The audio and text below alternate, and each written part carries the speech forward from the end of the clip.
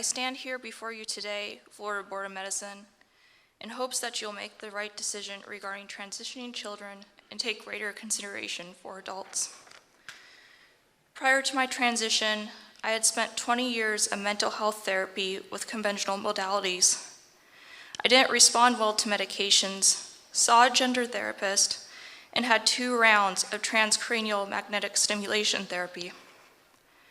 I was diligent in wanting to heal, but nothing my doctors offered had healed me because they always saw my issue strictly as a mental one.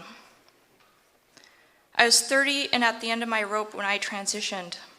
At the time, I believed I was non-binary. I struggled with severe mental illness and suicidal ideation. I had a trauma history. When I was in 6th grade, my best friend had been raped by her brother. Being a girl meant I was vulnerable. I started to present more masculine. This should have been a red flag, yet within months of requesting top surgery, it was performed on me. I developed complications after my surgery. There were many times I didn't know if I would make it through the night. If I made this mistake as an adult, a young girl could too. Not only did my surgery exacerbate my mental health issues, I now struggle with physical complications as well. Presenting and taking on another gender was a way for me to escape womanhood. Escape is not a valid way of dealing with trauma. You will have to deal with it eventually. I was able to work through these difficult emotions and improve my mental health through a holistic approach. I had physical health issues that had been previously overlooked. Had that been managed, I would have never gotten the surgery.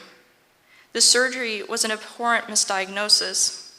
The goal of healthcare should always be to get to the root cause of the problem. Today I am more grounded than I have been in my entire life, but I am mutilated. Between my carved up body and the physical complications, I often question if there's anything on the other side. Where my breasts were are hollow. I can never get them back. I can never fit a dress the same way again. I can never breastfeed. Who will love me? You know what keeps me going? Stopping this from happening to someone else. Thank you for your time. You will have a lot to consider, and I know you will make the right decision. Thank you, Ms. Kiefel, for coming. I appreciate you spending time with us.